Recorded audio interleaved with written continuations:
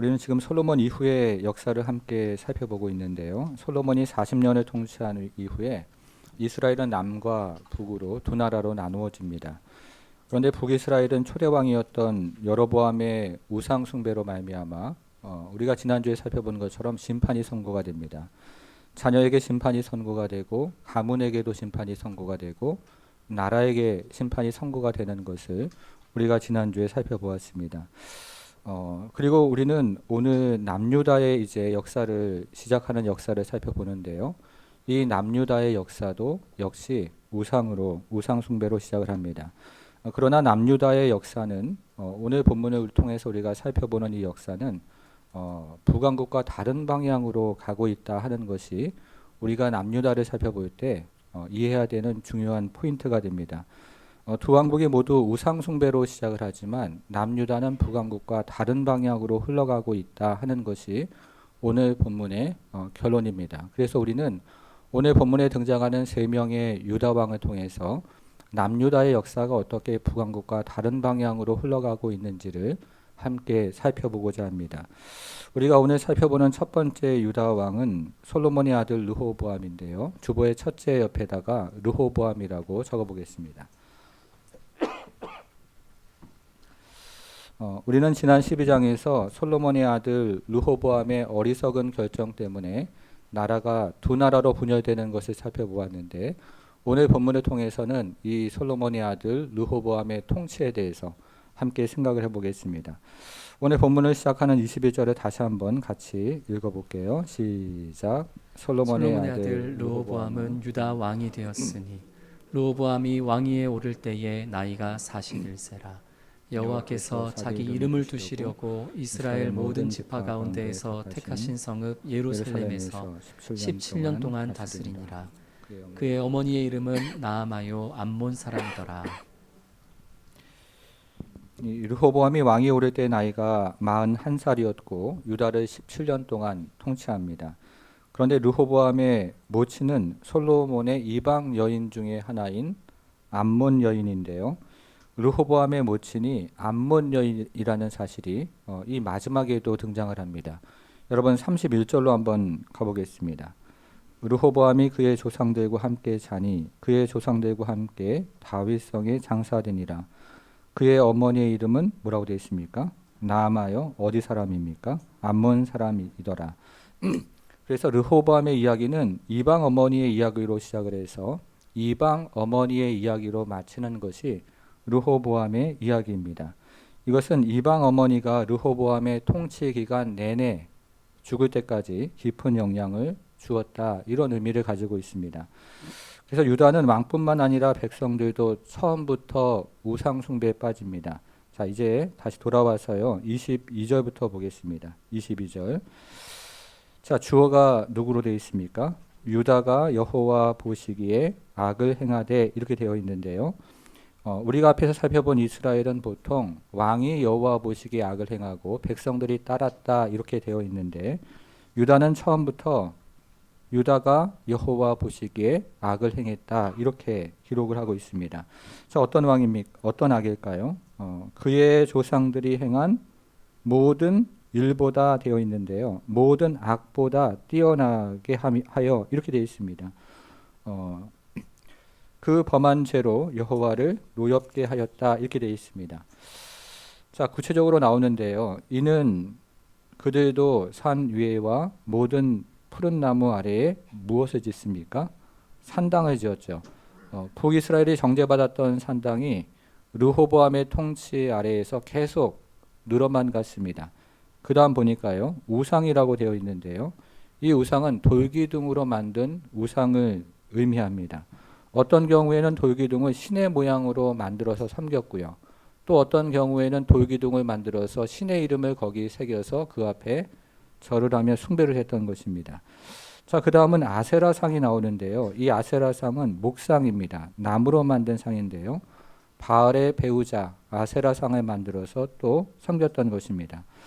그런데 이 절정은 이 우상 숭배의 절정은 24절에 나옵니다. 그 땅에 또 누가 있습니까? 남색하는 자는요. 성소 안에 있는 남창을 의미합니다. 성소에서 성행위를 하면 그 성행위가 가나안의 남신과 여신을 자극해서 성행위를 하게 만들고 그러면서 그 나라가 풍요와 그리고 다산을 얻을 것이라는 이 가나안 풍습을 지금 따라했다 그 얘기를 하고 있는 것입니다. 이렇게 가증한 일을 가나안 사람들의 가증한 일을 쫓아 행하는데요. 이것은 유다의 종교적인 제약이 그 땅을 살았던 가나안 사람들의 수준까지 내려갔다 하는 것을 한마디로 보여줍니다. 여러분 그러면 질문을 한번 해보겠습니다. 우리가 지난 시간에 살펴보았던 여로보암의 죄악이 더 큰가요? 아니면 우리가 지금 살펴보는 유다 남왕국의 죄악이 더 클까요? 어느 죄악이 더 큽니까? 이거는 보는 사람의 관점에 따라 다르겠지만 열왕기는 유다의 죄악이 남왕국의 죄악을 능가하고 있다 이렇게 평가를 하고 있습니다. 북이스라엘은 가나안 종교와 여호와 종교를 껍데기는 그래도 여호와 종교를 포장을 한 그런 혼합주의 종교였는데 지금 남유다는 노골적으로 가나안 종교를 채택을 하고 있기 때문에 그렇습니다. 이것은 유다도 북이스라엘과 함께 같은 운명을 향해 달려가고 있다는 그런 의미를 가지고 있습니다. 여러분 그러면 그 다음에 어떤 내용이 나와야 합니까? 심판에 대한 내용이 나와야 되죠. 우리가 지난주에 살펴보았던 것처럼 북이스라엘 죄로 말미암아 심판의 신탁이 전달된 것처럼 가정이 심판을 받고 자녀가 심판을 받고 나라가 심판을 받는다는 심판 신탁이 나와야 합니다. 근데 오늘 본문을 보면 심판 신탁이 이상하게도 나오지가 않습니다. 대신에 징계가 나옵니다. 심판 신탁이 이어서 나와야 되는 그 자리에 심판 신탁이 나오지 않고 징계가 나온다는 사실이 굉장히 다릅니다. 이처럼 남유다의 역사는 북왕국의 역사와는 다른 방향으로 진행을 하고 있다 하는 것이 오늘 본문이 우리에게 들려주고 있는 이야기입니다. 자, 그러면 르호보암이 받은 징계는 무엇일까요? 자, 그것이 25절부터 나오는데요. 25절과 26절을 같이 좀 읽어보겠습니다. 25절, 26절입니다. 시작. 르호보암 왕 제5년에 애굽 왕 시삭이 올라와서 예루살렘을 치고 여호와의 성전의 보물과 왕궁의 보물을 모두 빼앗고 또 솔로몬이 만든 금 방패를 다 빼앗은지라.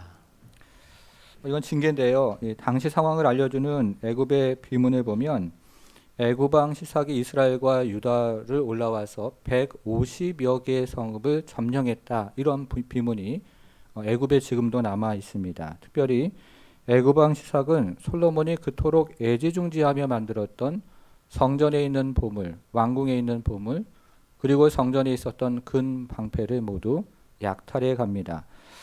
여러분 솔로몬의 시대가 어떤 시대였습니까? 금과 은이 돌처럼 흔한 시대였잖아요. 그래서 2,000kg의 금을 가지고 금 방패, 큰 방패를 200개를 만들고 작은 금 방패를 300개를 만들 정도로 금이 돌처럼 흔한 시대가 솔로몬의 시대였습니다. 그래서 왕이 성전에 들어갈 때 호위병들이요, 이 금방패는 장식용인데요. 호위병들이 왕이 성전에 들어갈 때 하늘을 향해서 높이 쳐들면 그 중동의 따가운 햇빛에 찬란한 햇빛에 금 방패가 반사가 되어서 영광스러운 빛이 주변에 찬란하게 퍼져나가는 그런 광경을 펼치는 것이 솔로몬의 시대였습니다. 여러분 그런데 이 금방패를 모두 빼앗겨 버리는 것입니다. 그래서 르호보암의 시대는 어떤 시대가 되었을까요? 자, 27절로 가보겠습니다. 르호보암 왕이 그 대신 무엇으로 방패를 만듭니까? 네, 왕궁문을 지키는 시위대 대장의 손에 맡김에 근 방패가 놋 방패로 대체가 되었다. 이런 의미겠죠. 28절 보겠습니다. 왕이 여호와의 성전에 들어갈 때마다 시위하는 자가 그 방패, 놋 방패를 들고 갔다가 시위소로 도로 가져갔더라. 이게 무슨 말일까요? 이거는 놋마저 귀한 시대가 되었다. 이런 의미입니다. 왕이 성전에 들어가는 예식을 마치면 이 놋방패가 너무 귀해서 시위소로 다시 가지고 돌아가야 되는 놋마저도 귀한 시대가 되었다. 이것이 르호보암의 시대입니다. 여러분 이것이 우리에게 무슨 의미가 있습니까? 유다가 죄 때문에 솔로몬의 영광을 잃어버린 것입니다. 징계를 받았다 하는 것입니다. 그런데 유다가 잃어버린 것은 솔로몬의 영광만이 아닙니다. 30절을 한번 보겠습니다. 르호보암과 여로보암 사이에 항상 전쟁이 있으니라 이야기하죠. 르호보암이 그의 조상들과 함께 자니 그의 조상들과 함께 다윗성에 장사되니라. 이것은요, 르호보암이 죽을 때까지 여로보암과 전쟁을 했다, 이런 의미입니다. 또 이것은 무슨 의미가 있습니까? 이것은 솔로몬의 평화를 잃어버렸다, 이런 의미가 있습니다. 징계로 솔로몬의 첫 번째 뭡니까? 영광을 잃어버렸고요. 두 번째는 뭡니까? 솔로몬의 평화를 잃어버리는 그런 시대가 되었다는 것입니다. 정리를 하면 이렇습니다. 북왕국과 남왕국은 같은 죄를 짓습니다. 그러나 북왕국은 심판을 받았지만 남왕국은 징계를 받고 있습니다. 두 나라가 똑같은 죄를 지었지만 남유다의 역사는 북왕국의 역사와는 다른 방향으로 흘러가고 있더라 하는 것을 보여주는 것이 르호보암 시대라는 것입니다. 그러면 그 다음 시대는 어떠했을까요? 15장으로 한번 가보겠습니다. 우리가 오늘 살펴보는 두 번째 유다 왕은 르호보암의 아들 아비얌인데요. 주보의 둘째 옆에다가 아비얌이라고 적어보겠습니다. 이름이 좀 어렵습니다. 그러나 이 시간에 좀 외워보면서요, 한번 르호보암의 아들이 어떠했는가를 보겠습니다. 15장 1절을 보겠습니다. 같이 읽어볼게요. 시작. 느바세 아들 여로보암 왕 18째 해에 아비암이 유다 왕이 되고. 역대기에는 르호보암의 아들 이름이 아비야라고 되어 있습니다. 여러분, 우리가 지난주에 아비야의 이름의 뜻을 살펴보았는데요. 무슨 뜻이라고 했습니까? 여호와는 나의 아버지시다 입니다. 그러나 열왕기는 여로보암의 아들 이름을 살짝 고쳐가지고 아비얌이라고 기록을 하고 있습니다. 여러분, 그러면 아비얌은 무슨 뜻일까요? 얌은 나의 아버지시다, 이런 의미가 되겠죠. 얌이라는 것은 고대 근동 지방에 나오는 바다 신의 이름입니다. 그런데 유다 왕이 아무리 약해도 자기 아들 이름을 이방 신의 이름을 붙일 리는 없습니다. 그래서 많은 성경학자들은 이것을 어떻게 이해를 하냐면, 성경을 옮겨 적는 과정에서 오타가 난 오기를 한 것이라고 그렇게 생각을 합니다. 그러나 이것은 성경을 옮겨 적는 과정에서 발생한 오기가 아니라 열왕기 저자가 지금 아비야의 통치를 비꼬고 있는 것입니다. 아비야가 어떤 사람이었냐면 이방 왕과 같은 사람이었다 하는 것을 지금 비꼬아서 그의 이름을 살짝 고쳐서 아비얌이라고 기록을 하고 있는 것입니다. 3절을 한번 보면 알 수가 있죠. 아비얌이 그의 아버지가 누구입니까? 르호보암이죠. 르호보암이 이미 행한 죄를 행했는데 그 죄 앞에 있는 단어가 중요합니다. 어떤 단어가 있을까요? 모든 죄를 행했다 이야기합니다. 아비암도 르호보암의 모든 죄를 따라 행하는 그런 악한 왕이었다는 것입니다. 그 마음이 그의 조상 다윗의 마음 같지 아니하여 그의 하나님 여호와 앞에 온전치 못하였다 이야기합니다. 여러분, 그러면 그 다음에 또 무엇이 나와야 합니까? 역시 심판신탁이 나와야 합니다. 북이스라엘의 역사라면 그 다음에 심판신탁이 나와야 하는데 이번에도 심판신탁이 나오지 않습니다. 대신에 심판신탁이 나오지 않는 이유를 이번에는 설명을 합니다. 그게 4절인데요. 4절에 보면 그의 하나님 여호와께서 다윗을 위하여 예루살렘에서 그에게 등불의 표시를 한번 해보겠습니다. 이 등불을 주셨는데요. 이 등불의 문자적인 의미는 하나님의 은혜로 점화된 빛이다, 이런 의미가 있습니다. 하나님의 은혜로 점화된 빛이라는 의미가 있습니다. 이것은 하나님의 통치를 은유하는 것입니다. 하나님의 통치를 뜻하는 것이죠.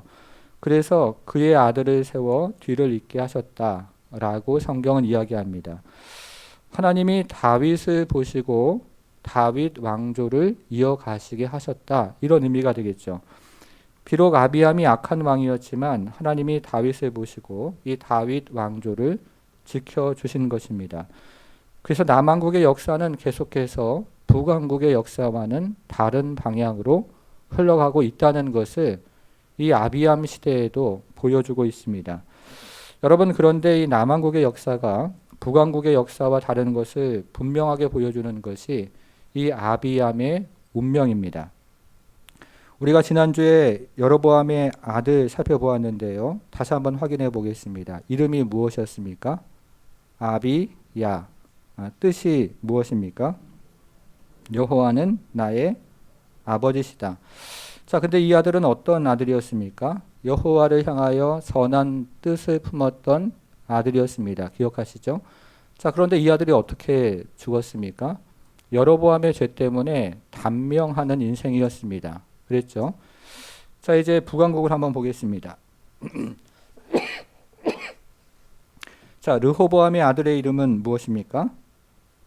아비야. 똑같죠? 아마도 나라의 정통성을 위해서 이름을 똑같이 붙였던 것 같습니다. 자, 이 르호보암의 아들은 어떤 사람입니까? 르호보암처럼 악한 사람이었습니다. 그런데 르호보암의 아들은 어떻게 죽을까요? 자, 8절로 한번 가보겠습니다. 8절. 아비암이 그의 조상들과 함께 자니 다윗성에 장사되고 그 아들 아사가 대신하여 왕이 되니라. 이게 무슨 말일까요? 아비암은 천수를 누리다가 죽었다, 이런 뜻입니다. 이것이 유다 역사를 통해서 보여주는 것입니다. 인간적으로 생각하면 이해가 되지 않습니다. 그렇지 않습니까? 그러나 유다 왕들 앞에는 다윗이라는 사람이 있었기 때문에 하나님께서 다윗을 보시고 이 유다의 역사를 남한국의 역사와 다른 방향으로 흘러가게 하셨다라는 것을 성경은 계속해서 보여주고 있는 것입니다.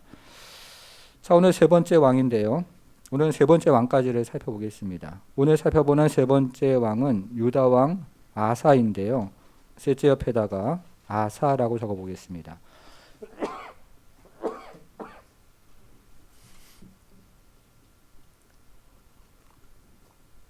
여러분, 이름을 외우실 수 있으시겠죠? 처음에는 르호보암이었고요. 그의 아들의 이름은 아비암이었고 그의 아들의 이름은 아사입니다. 오늘 그까지만 한번 보겠습니다. 자, 아사 이야기를 시작하는 9절을 같이 보겠습니다. 9절 시작. 이스라엘의 여로보암 왕 제20년에 아사가 유다 왕이 되어. 자, 10절을 제가 좀만 보겠습니다. 예루살렘에서 몇 년을 통치했습니까? 이 아비암이 죽은 후에 아사는 유다 왕이 되어서 41년을 통치했는데요. 유다에서 두 번째로 길게 통치한 왕이 됩니다. 근데 우리가 성경을 유심히 읽어보면 아사의 어머니의 이름이 좀 이상합니다. 여러분, 10절을 한번 보겠습니다. 10절. 예루살렘에서 41년 동안 다스리니라. 그의 어머니의 이름이 뭐라고 되어 있죠? 마아가라고 되어 있는데요. 아비살롬, 압살롬의 딸이다, 이렇게 되어 있습니다. 아사의 어머니는 압살롬의 딸 마아가였습니다. 그런데 아사의 아버지 아비암이죠. 아비암의 어머니의 이름하고 똑같습니다. 2절로 올라가 보겠습니다. 2절. 아비암이 예루살렘에서 3년 동안 다스리니라. 그의 어머니의 이름이 또 뭐라고 되어 있습니까? 마아가요. 압살롬, 아비살롬의 딸이더라. 똑같다는 거죠. 강아지 족보도 아닌데요. 어머니가 똑같다. 이게 무슨 의미입니까? 히브리 문화에서 어머니라는 단어는 어머니도 가리키지만 할머니 이상의 여자 조상을 어머니라고 통칭을 합니다. 그래서 마아가는 아비암의 어머니이고 아사의 뭐가 되죠? 할머니가 되는데요. 이 마아가라는 여인이 두 세대에 걸쳐서 아주 지대한 영향을 끼쳤다, 이런 의미를 가지고 있는 것입니다. 자, 그러면 이제 아사가 어떤 왕이었는지를 한번 살펴보겠습니다. 이제 11절로 가볼게요. 11절. 아사가 그의 조상 다윗같이 여호와 보시기에 정직하게 행하여 대단한 인물이었습니다. 우리는 여기서 처음으로 다윗과 같은 왕이 등장을 하는 것을 보게 됩니다. 이스라엘과 유다 역사를 통틀어서 처음으로 다윗과 같은 왕이 등장했다라는 이야기죠. 그러면 열왕기는 이 아사를 왜 다윗과 같은 왕이라고 이야기를 할까요? 그 이유가 계속 나옵니다. 12절 13절을 보겠습니다. 남색하는 자, 우리가 살펴봤습니다. 성전의 남창을 그 땅에서 쫓아내고 그의 조상들이 지은 모든 우상을 없애고 돌로 만든 우상, 나무로 만든 아세라, 목상 모두 없앴습니다. 자, 절정은 13절인데요. 이 종교개혁의 절정, 아사의 종교개혁 13절. 또 그의 어머니 마아가가 혐오스러운 아세라상을 만들었으므로 그의 할머니 마아가가 혐오스러운 아세라상을 만들었으므로 태우의 위를 패하고 그 우상을 찍어 기드론 시내가에서 불살랐으나. 자, 여기서 태우라는 말이 굉장히 중요한데요. 이것을 이해하는 것이 필요합니다. 이 말은 구약에서 15번 나오는데요. 문자적인 의미는 위대한 여인이라는 뜻을 가지고 있습니다. 왕실에서 태어난 자녀들 훈육하고 왕실에 조언하고 이런 일을 하면서 왕실 전반에 지대한 영향을 미쳤던 위대한 여인, 이런 의미를 가지고 있습니다. 근데 이 태우라는 말이 남왕국에서는요, 이 열왕기 전체에서 단지 2번만 사용이 되고 북왕국에서는 이세벨에게만 사용이 되는데요. 그래서 이 말은 왕실의 정치적으로, 종교적으로, 또 사회적으로 굉장한 나라에 영향을 끼치는 국모를 의미할 때만 사용하는 단어가 바로 이 태우라는 단어입니다. 그래서 태우라는 명칭 자체가 이 마아가라는 여자가 얼마나 대단한 여자였는지를 우리에게 알려주는 것입니다. 여러분, 그런데 아사가 이 같은 이 대단한 여자 마아가를 아세라상을 세웠다는 이유로 폐위를 시켰다는 것입니다. 여러분, 이게 쉬울까요? 이렇게 한번 생각을 해보겠습니다. 우리가 지난주가 설 명절이었는데요. 만일에 어떤 집의 할머니가 제사를 지내면 그 할머니에게 제사 지내지 말라고 단호하게 말하는 것 쉽겠습니까? 어렵죠. 현실적으로 쉽지가 않습니다. 그런데 그 일을 아사가 했다는 것입니다. 예수 믿지 않고 제사 드리면서 지옥 가는 것 가만히 지켜보고만 있을 수가 없다는 것이죠. 해야 된다는 것입니다. 아사가 그런 사람이었습니다. 물론 아사도 오늘 본문을 읽어보면 산당을 개혁하는 데는 실패하지만 그의 마음이 평생 여호와를 향하고 있었기 때문에 그는 개혁의 왕의 시초가 되는 그런 훌륭한 인물이었습니다.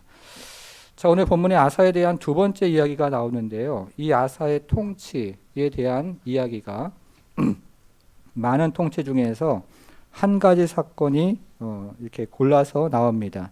자, 16절, 17절인데요. 두 절 같이 읽어보겠습니다. 시작. 아사와 이스라엘의 왕 바하사 사이에 일생 동안 전쟁이 있으니라.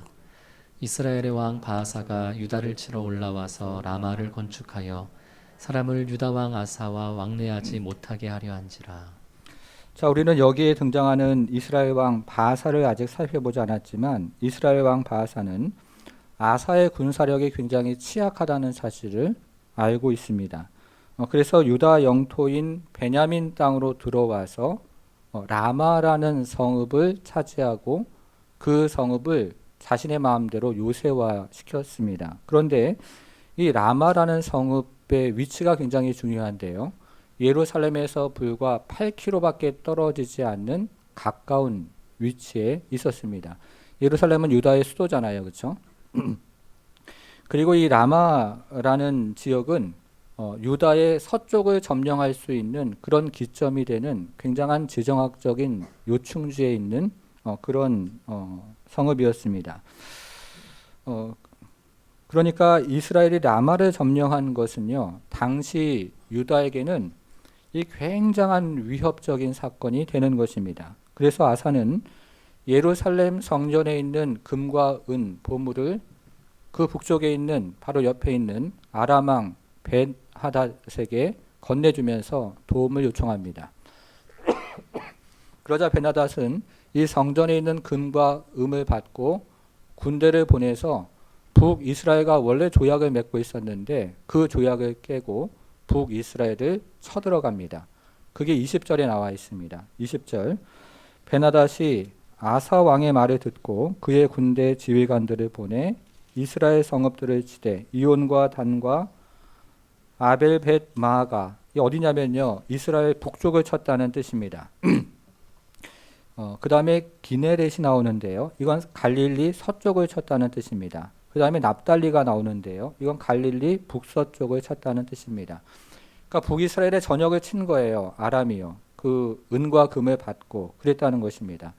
그래서 바하사, 이 북이스라엘의 왕은 어쩔 수 없이 라마를 포기하고 북쪽으로 돌아가서 아람과 전쟁을 할 수밖에 없습니다.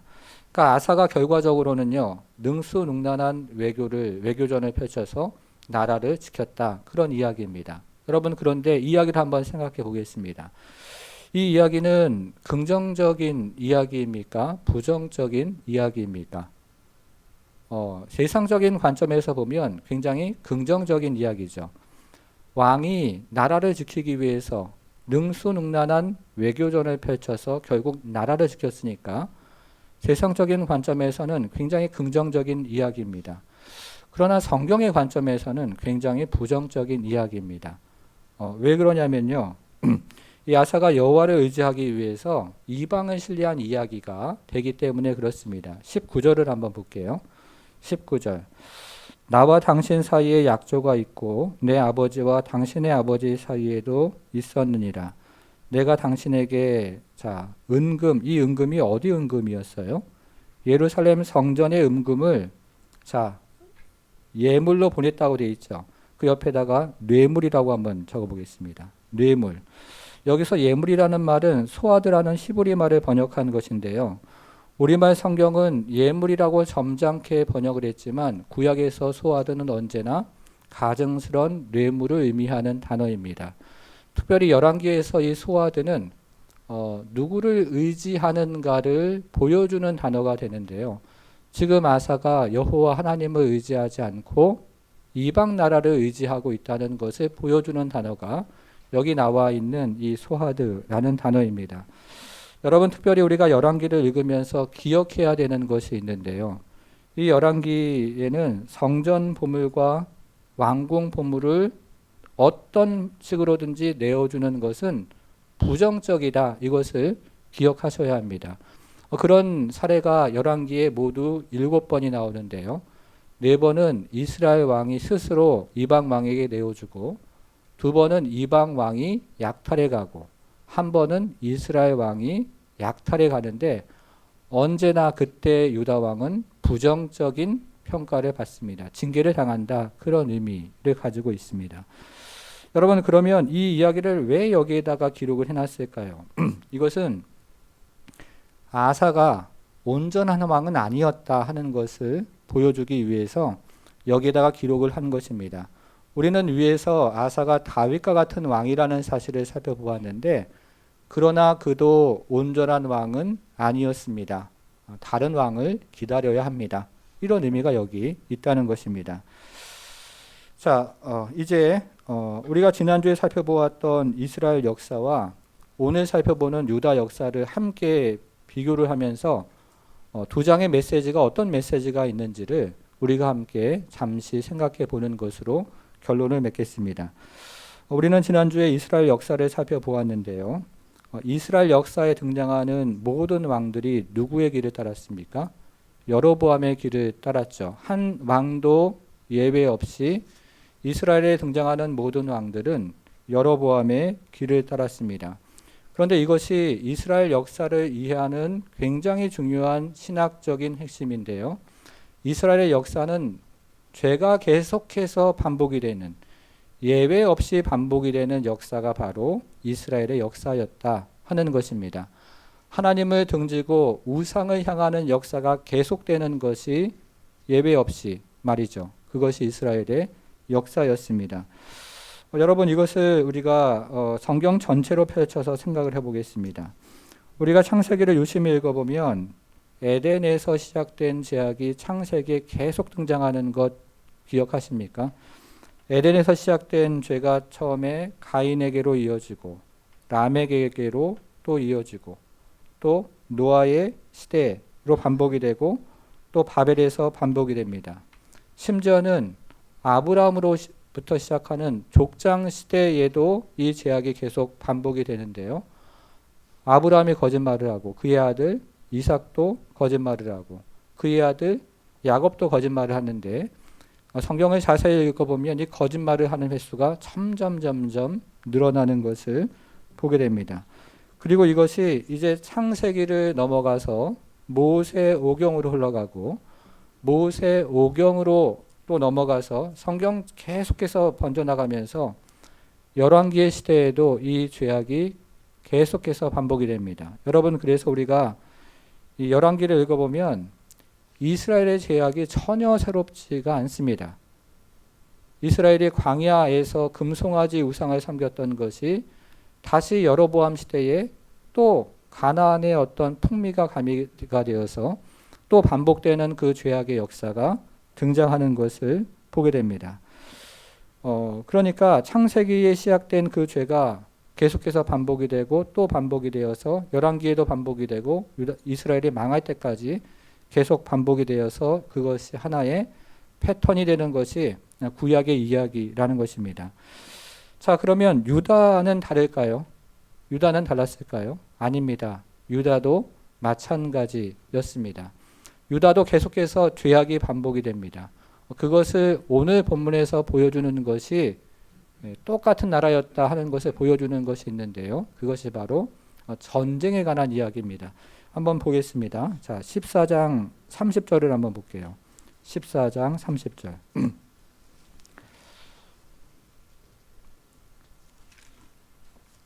자, 르호보암과 여로보암 사이에 항상 뭐가 있습니까? 자, 15장 7절로 가보겠습니다. 15장 7절. 아비암 두 번째 왕이었죠.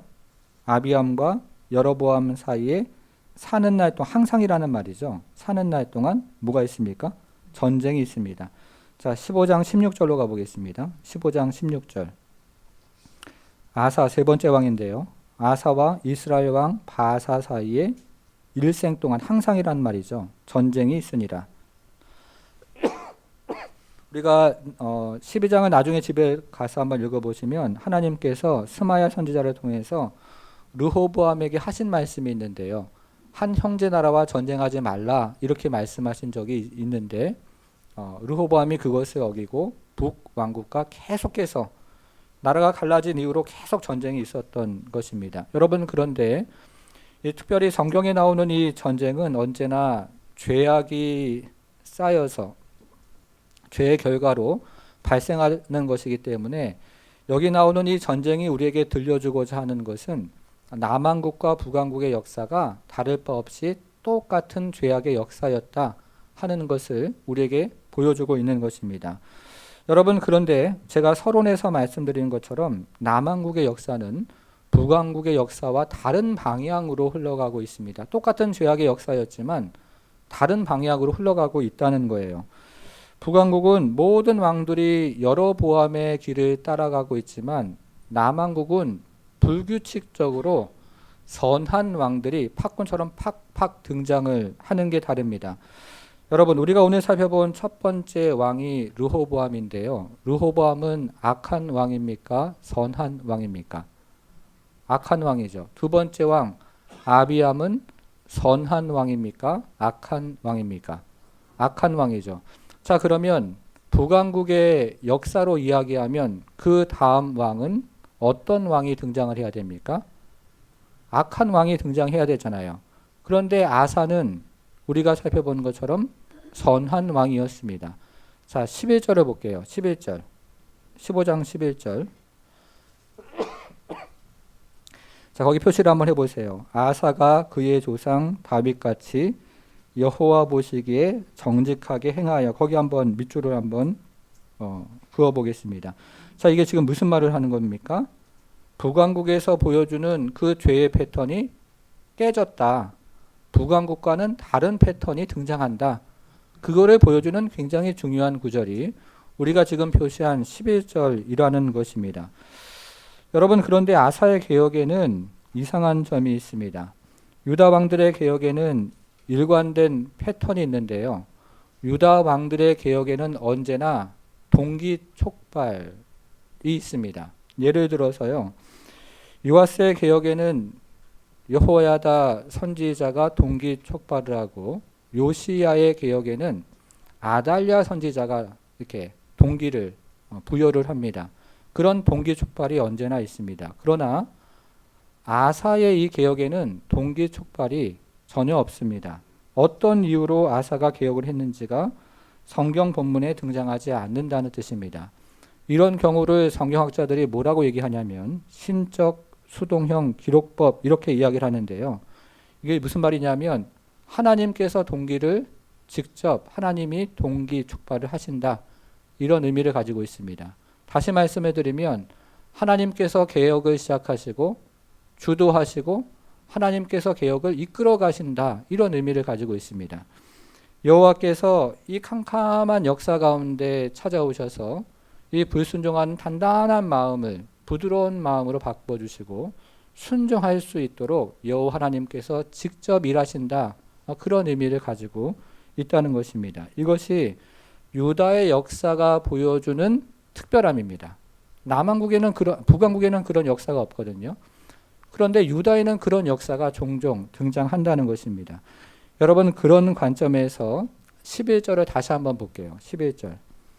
아사가 그의 조상 다윗같이 여호와 보시기에 정직하게 행하여. 자, 이거 누가 하신 것입니까? 하나님께서 하신 거라는 거예요. 아사가 잘나서 한 게 아니고 하나님께서 이 일을 하셨다는 것입니다. 하나님께서 이 역사 가운데 찾아오셔서 이 죄악을 뚫어내고 다윗과 같은 왕을 유다의 역사에는 종종 등장하게 하시는 그런 역사를 유다는 이어가는데, 그것이 유다 역사의 특별함입니다. 여러분, 그런데 문제가 한 가지가 있어요. 어떤 문제가 있냐면 지금까지 그렇게 살펴보았던 유다의 훌륭한 왕들도 완전하고 온전한 왕이 아니었다 하는 것입니다. 그래서 우리가 아사의 개혁을 살펴보았는데요. 아사는 산당을 개혁하지 못했죠. 그리고 그의 외교는 이방을 의지하는 외교였습니다. 온전한 왕이 아니었다 하는 것입니다. 그 다음에 나오는 요아스는 이 개혁을 했는데 그 개혁은 한 세대를 넘어가지 못하고, 요시야의 개혁은 므낫세의 죄로 말미암은 하나님의 심판을 되돌릴 수 없는 그런 개혁에 불과했습니다. 그래서 유다는 계속해서 다윗과 같은 왕을 다시 고대해야 되는 그런 상황이었습니다. 그래서 그분이 등장을 하는데 그분이 누구입니까? 예수 그리스도죠. 여러분, 그래서 마태복음 1장 1절 기억해 보겠습니다. 아브라함과 누구의 자손? 다윗의 자손 예수 그리스도의 세계라, 계보라, 이렇게 족보라, 이렇게 시작을 하죠. 마태복음의 마지막은 예수께서 이제 십자가에 돌아가시고 부활하시고 지상 명령을 주시는 것으로 끝이 납니다. 여러분, 그런데 예수님께서 십자가에 돌아가실 때 십자가 위에 죄명이 달렸는데요. 그 죄명이 무엇이었습니까? 그 죄명, 무슨 죄 때문에 돌아가셨어요? 유대인의 왕이라는 죄명을 가지고 돌아가신 것입니다. 다윗의 자손 유대인의 왕이 진짜로 오신 것이죠. 여러분, 그러면 이 다윗의 자손 유대인의 왕이 오셔서 무엇을 하셨을까요? 자, 마지막 한 구절을 살펴보고 정리를 하겠습니다. 14장 22절을 보겠습니다. 14장 22절. 유다가 여호와 보시기에 악을 행하되 그의 조상들이 행한 모든 일보다 뛰어나게 하여. 자, 그 다음 말 굉장히 중요한데요. 그 범한 죄로 여호와를 어떻게 했습니까? 네, 거기 표시를 한번 해보겠습니다. 그 범한 죄로 여호와를 노엽게 하였다. 이게 역사예요. 이게 유다의 역사입니다. 그런데요, 여기 나오는 노엽게 하다 하는 말을 제가 찾아보니까 이 단어는 열왕기에서 여기에서만 사용하는 단어인데요. 이 말을 정확하게 문자적으로 번역하면 진노라는 뜻입니다. 진노. 노엽게 하다는 말은 진노, 무시무시한 진노입니다. 아무도 그 앞에 설 수 없는 무시무시한 진노. 아무도 그 앞에 살아남을 수 없는 무시무시한 진노. 아무도 감당할 수 없는 무시무시한 진노가 바로 이 단어입니다. 여러분, 그런데 다윗의 자손 예수 그리스도가 왕으로 오셔서 이 문제를 해결해 주시는 거예요. 죄악의 패턴을 다 깨시고 그리고 하나님의 진노 아래에 있는 인생을 구원해 주시는 유대인의 왕, 만왕의 왕으로 오셨다는 것입니다. 그래서 예수 안에 소망이 있는 것이죠. 여러분 어제 날씨 굉장히 추우셨죠. 어제 저도 부산에 와서 이렇게 추운 날이 요새 있을까 싶을 정도로 요즘 날씨가 좀 추운데요. 근데 어제 오후도 어제는 추웠는데 우리 청년부에서 부산역에 가서 이 버스킹이라고 합니까? 이 노방에서 찬양 전도하는 거 있잖아요. 이 찬양 전도를 부산역에서 하는 걸 제가 이제 또 영상으로도 보고 이제 듣고 이야기도 듣고 했습니다. 소망이 누가 있다는 거예요? 어디에 소망이 있다는 겁니까? 예수 그리스도에게 소망이 있다는 겁니다. 유다의 역사, 이스라엘 역사 다 살펴보는데 거기 소망이 없어요. 누구에게 소망이 있습니까? 예수님에게 소망이 있어서 그 예수님을 전하러 이제 그 추운 날에 가는 겁니다. 그게 저는 참 소망이고 은혜가 되고 참 귀하다 이런 생각이 듭니다. 사랑하는 여러분, 예수 안에 소망이 있습니다. 예수 안에 생명이 있습니다. 예수 안에 은혜가 있는 것이죠. 그리고 예수 안에 구원이 있고 예수 안에 생명이 있습니다. 사랑하는 여러분, 우리가 이스라엘 역사, 유다 역사 미리 살펴보기도 하고 지금 살펴보기도 하는데 인간의 역사는 그런 소망이 없습니다. 그러나 예수 그리스도 안에 소망이 있고 그래서 우리는 올 한 해 이 한 달을 지나가면서 또 앞으로 한 해를 지나가는 이 시점에서 다시 예수 앞에 나가서 그 소망 가지고 예수님 의지하며 살아가는 그런 귀하고 복된 성도 되기를 주님의 이름으로 축원합니다. 오늘 본문에 나오는 세 명의 왕을 기억하며 잠시 기도하기 원합니다. 모두가 부족하고 악한 왕이었습니다. 심지어 아사도 이방을 의지하는 왕이었습니다. 그러나 여호와 하나님께서 아사를 찾아오십니다. 다윗의 길을 가게 하십니다. 여호와 하나님께서 유다를 찾아오십니다. 유다를 새롭게 하십니다. 여호와 하나님께서 이 땅을 찾아오셔서 우리 모든 인생의 문제를 해결하시고 우리의 그 마음을 새롭게 하시는 분은 바로 여호와 하나님이라는 것입니다. 그래서 우리의 소망은 다른 데 없어요. 우리가 붙잡고 있는 그 아사, 그것도 소망이 아닙니다. 우리가 붙잡고 있는 그 인간적인 모든 것은 우리의 소망이 아니라는 것을 우리 하나님 말씀해 주십니다. 우리의 소망은 오직 마지막 왕으로 오신 다윗의 자손 예수 그리스도입니다. 사랑하는 여러분, 어떤 기도 제목이 있으셔요? 우리 어떤 기도 제목이 있던지 간에 우리는 그 기도 제목 가운데 여호와 하나님을 소망하고 오직 예수 그리스도를 소망하며 한 해를 우리가 살아가기 원합니다. 이 시간에 우리가 그런 소망을 담아서 함께 기도할 텐데요. 하나님께 우리가 기도하기를 원하는 것은 우리의 모든 의지하고자 하는 것들이 소망이 아니라 오직 예수님이 소망입니다 하는 그 고백을 가지고 하나님 앞에 나아가면서 우리가 함께 기도하기 원합니다. 함께 기도하겠습니다. 하나님 아버지 우리에게 주시는 그 은혜와 그 하나님 아버지 찬송과 그 도우심과 그 영광스러운 복음을 가지고 우리 함께 나아갑니다. 주님께서 하나님 아버지 인도하시고 주님께서 하나님 아버지 역사하시고 우리의 소망이 하나님 아버지 오직 그리스도 예수인 것을 하나님 아버지 기억하며 주 앞에 하나님 아버지 나아갑니다. 하나님 아버지 심지어 아사도 하나님 아버지 참으로 우리가 의지할 하나님 아버지 왕이 아니고 하나님 아버지 그리고 참으로 그 어떤 것도 우리가 의지할 하나님 아버지 왕이 아니며 그리고 하나님 아버지 우리가 의지할 분은 오직 예수 그리스도 그 안에 있는 그 하나님 아버지 은혜와 소망과 영생과 구원인 줄 믿습니다.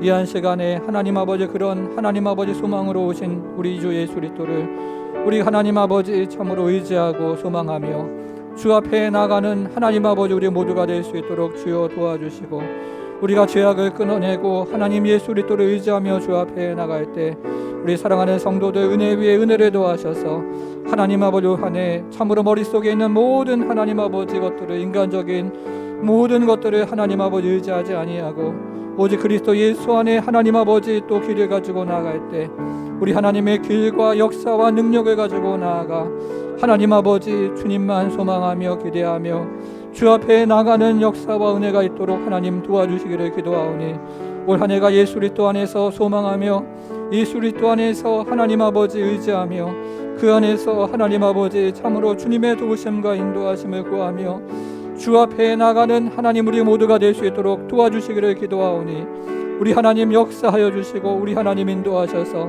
오직 소망 되신 예수 그리스도 앞에 나아가 하나님 아버지 우리 가정 가운데 우리 자녀들 가운데 우리 일터 가운데 하나님 아버지 그런 소망을 외치며 살아가는 우리 모두가 될 수 있도록 하나님 도와주시기를 기도하오니 하나님 아버지 그런 소망 가지고 우리가 살아가는 한 해가 될 수 있도록 주여 도와주시고 우리 마음 가운데 가득한 소망을 하나님 아버지 참으로 가지고 나아가는 우리 모두가 될 수 있도록 하나님 아버지 도와주시기를 기도하오니 하나님 역사하시고 인도하셔서 하나님 아버지 그리스도 예수로 하나님 아버지 가득한 소망을 경험할 수 있도록 우리 하나님 함께 해주시기를 기도합니다. 하나님 아버지 성령의 지혜와 은혜를 도와여 주시고 성령의 하나님 아버지 은혜와 은사를 도와셔서 우리가 그런 소망 가지고 주 앞에 나가는 우리 모두가 될 수 있도록 우리 하나님 역사하여 주옵소서. 우리 하나님 도와주옵소서.